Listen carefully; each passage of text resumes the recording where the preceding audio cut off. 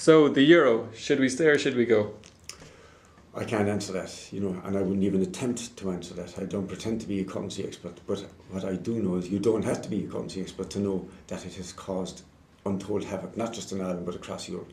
And I think what you need here is an honest investigation, and by coming from Europe, not from Ireland, an honest investigation of the euro, of what happened, of the impact that it's had, the negative impact that it has had in the different countries, and whether there is a possibility of salvaging it, whether it has to be maybe kept reduced with the number of countries that are in the Eurozone, whether small countries like Ireland can survive along big countries like Germany, whose interests are totally different to ours.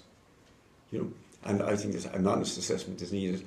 My own gut feeling is that I don't think it can be done. I think that we would have to pull out of the euro, but I think that if that were done, it would have to be done in a structured way from Europe and by Europe.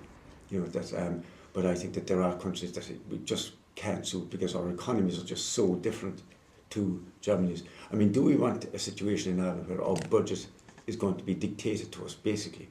What can be done? Maybe not the finer points of it, but the larger points. And I think not.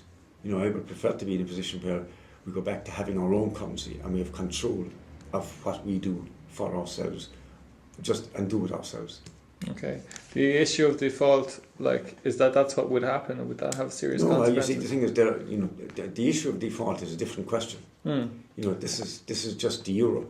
I mean, the issue of whether Ireland, that may actually be taken out of our hands, because the way things are going at the moment financially in Ireland, I mean, anybody with a screed of sense looking at the macro position in Ireland, the amount of, not just the amount of government debt that we have, but the amount of private debt that's there, it's just completely and utterly unsustainable. A country of this size cannot sustain that debt.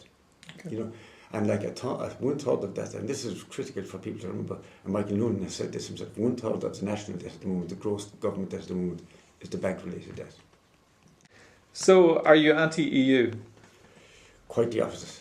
I'm a Europhile. I've been a Europhile from the very beginning. Even when I was only a young fella in the 60s, and Ireland was knocking at the door along with the UK trying to get into the six as it was then.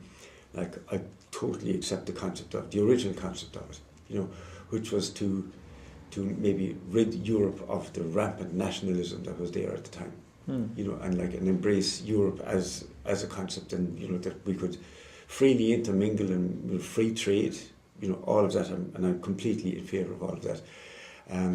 But I think that we've gone too far with the whole thing, and I don't think that this was the original idea. I have to confess as well that every treaty that was, including Nice and Lisbon, I voted yes every time, because when you are already a Europhile, and when you don't delve as deeply into things as most of us don't, and I didn't at the time, you tend to accept what's given to you by all those who are in power and all those who are in the media. And and I swallowed all the lines without delving too deeply. I wouldn't do that anymore, and I will never do it again. But I think that we just have to revisit the whole thing. I think it's gone. I mean, we've been over there. We've been, if you see just the physical size of the European Parliament, the physical size of the buildings that the European Commission have, that the European Council have, and you see it's become an industry, the whole thing.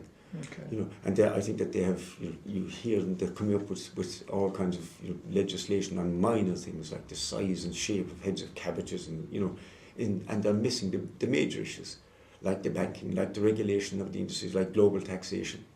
And I think it's time that we just went back to the original concept, focused on the major points, redesigned the whole of Europe. But I would still consider myself completely and utterly pro-Europe. Okay.